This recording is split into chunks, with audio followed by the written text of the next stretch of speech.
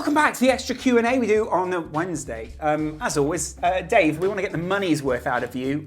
So let's talk about the world's best young centre-backs. So we had a question in from a lad called Andrew, and he was asking, Mr. Statman, who is the next big centre-half in world football? And you went and asked Mr. Statman. I did. I spoke to him, called him up on the phone, yeah, and asked him the question. I've got an answer for him as well. Yeah. Daniele Rugani, yeah, my Juventus favourite player. kind of pasta. On loan at Empoli this season was Maurizio Sarri's Empoli side, which were destined to be relegated in Serie A this season. Battled survival, 10 clean sheets in the league. Defensively, they were brilliant. Ended up 15th. They conceded less goals than Napoli did this season. Quite interestingly, because Sarri, the manager of Empoli, is now Napoli manager. Yeah. Very interesting stuff. Will he take him with him? He's not going to take him with him because I think he's potentially going to go back to Juve or be loaned elsewhere. I don't think he'll go to Napoli because it's too big a player too close, yeah. to fit in. Obviously, he's been at the under-21s in the summer. Rugani has at the moment right now. You look at his stats and they're pretty brilliant. So you look at players winning aerial duels in Serie A, he's the top of this list. He's in fact played more minutes than any other player in Serie A this season, which for a 20-year-old, that is a big feat. He's played 3,420 minutes this season, which is absolutely huge. Look at his tackle win rate, 62%, average is around 40%, so he's winning his tackles. 6 out of 10 tackles, he's coming away with the ball. And that's what he is. He's a very Italian defender, very calm. There's a moment against Portugal where someone was running down I think it was the right-hand side, and he just looked in control. He looked like it was like Nesta. When we saw Nesta against Messi in that fantastic Champions League game. Yeah. Always in control, Nesta, like, you do what you want, but I'll win the ball back. And I definitely think he's going to be a star in the future. But what some other names?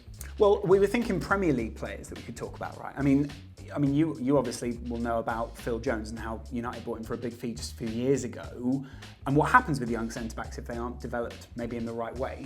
Yeah, I think the big thing with Phil Jones is that injuries really hampered his development, and he looks a little short of confidence. There was a moment this season that everyone remembers him for where he was on the floor and he was doing like he looked like a fish, basically, yeah. For me, that's not good. There's no composure there. Rugani is someone that has composure in abundance. You need that as a young centre-back. You need that as a centre-back. Was Phil Jones not mismanaged? You could potentially say he was. He was quite unlucky that he was the end of the Ferguson era. Yeah. He's in the Moyes era, which was obviously a poor era. Now he's in the Van Gaal era, which is a completely different era, and he's been in and out of the team, he's been injured. He hasn't had a consistent run of, say, 15 games at any part of his career. I think even that as well, he's not had a consistent run of positions. No. Which mustn't be good for a defender of that age.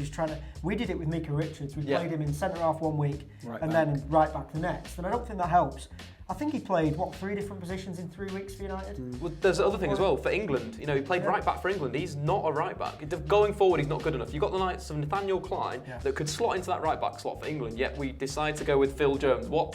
It's happening there. It's Hargreaves-esque, isn't it? That it's something to do with the technical talent of those players, and we just don't develop in the right way. Yeah. But it's difficult to see that before you play the player. I think afterwards you see why. If we're thinking of young English centre-backs, another one that I'm surprised hasn't been linked is John Stones. Why other clubs haven't come and pinched him? Because he looks a proper talent, doesn't he? Definitely. He's gone under the radar as well. Yeah, I think he's got brilliant pass accuracy. He's really good on the ball. He's a Martinez player. Again, gone under the radar. But again, we have questions of his injury. He's been injured a bit this season. He ended the season injured. I reckon if he wasn't injured right now, the likes of Chelsea, the likes of United, are probably going to be looking at him and being John Stones, English player, looks good. Van Gaal type centre half, brings the ball out, but his injury record potentially stopped that. Ramos and Stone was a centre back pairing. If you want to learn anything, go there. What about further abroad? We're thinking, where are we going first? Varane. Varane's a big. Yeah, Varane's not undiscovered, but he is. He's still young though. Yeah, definitely a young player. Excellent defender. The problem with Varane, I think, again, he needs to mature. He doesn't show that matureness I think Rugani's got. I've seen Varane this season play very well. I've also seen him play very poorly. Yeah. He plays very well in the big games, in your Champions League games, in your Barcelona games, which is a compliment. But then again, he can't keep that consistency against Levante or someone like that. Potentially, sometimes he loses his confidence. Will that change though? I mean, a lot of people are trying to undermine Rafa Benitez already with weird headlines. People trying to talk about how he doesn't get on with Ronaldo, etc., etc. Yeah, well, but there's also, you also think, Benitez played a key role in a lot of people's development tactically. Yeah. And Carlo Ancelotti is not the kind of coach that maybe would suit Varane. So will we see a better development of Varane now under the likes of Benitez? Again, he's got to play more as well, hasn't he? Varane. More minutes. Good point. And then who else? Laporte? Laporte, the top interceptor in the Liga this season, reads the game brilliantly. Another top player. He signed a new deal with Bilbao for a €50 million release clause. That's how much they value him. Jiménez as well is another one from that league that looks a real talent. I remember seeing him go up for a corner. He missed the header. Keeper caught it, and I've never seen anyone run that quickly backwards. And everyone's been raving about him, but it's another one. What a feat. For English clubs. I'm just surprised that they're completely ignored. Well, it's interesting. I think he got picked up from Uruguay for like €500,000 or something. No, really, really good buy. Where's Liverpool scouts? Where's United scouts? Where's City scouts? Well, they signed. Who did they sign? Sebastian Coates just a few years ago. Yeah. What happened there? They got the Uruguay player anyway. I suppose if we go to Liga, 2 other centre halves there. We've got Marquinhos, obviously big name. Hit and miss, can be good, can be poor. But potential. On his day. I say someone that's more consistent. Yeah. Samuel Umtiti this season for Lyon, he's really held the middle. Everyone remembers him for that goal against Tottenham, that cracker on the left foot. Yeah. You're not seeing it, get on. Maybe change the YouTube after you've watched the video and have a look at that. Apple T, control, just a new tab, just have it running alongside. Yeah. Left foot, top bin. Lovely goal. You don't need to go and see it now. Just think of it.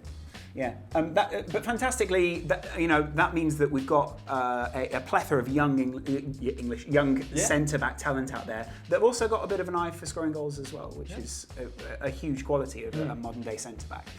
Let us know who you think is the quality of Europe right now, the cream of the crop. Almost. We've been joined by the cream of the crop this week. Dave, thank you. Cheers. And of course, Adam, Blue Moon Rising TV. Head over there to see those guys discussing where are City going this summer? Sterling. We're going to Australia. They're going in Sterling. Going in Sterling. We're taking Sterling to Australia. You're taking Sterling to the rest of the world, essentially. Yeah. Basically. Yeah. Don't go on any shitty tours of Liverpool. No. Come on tour with us. So I paid $50 million. Exactly. Yeah, Australia sounds like a good place to go. Australia should be, Yeah. Are you going? Yes, we should be. Really? We might go and pick Sterling up and take him with us. Where are they going in Australia? Melbourne. Adelaide. Brisbane. Done. What's the capital of... No. It's Canberra. Yeah, are they going to go to Canberra? Right. No, they're going to Hanoi in Vietnam. Oh, really? Interesting. Yeah. Liverpool fans. See Raheem Sterling in sky blue and how annoying that will be very soon. Are you going to be taking your cameras? Yes, we'll be taking cameras, so check that out. Yeah. Check that out. It's going to be fun. Some fun features out there. Oh, yeah. Fun features. Connect 4 with Raheem Sterling. I often think that would be, For Sterling Rising TV. Yeah. Okay. Thanks a lot for joining us. That'll probably get cut, but I hope it doesn't. See you again very soon. That's football.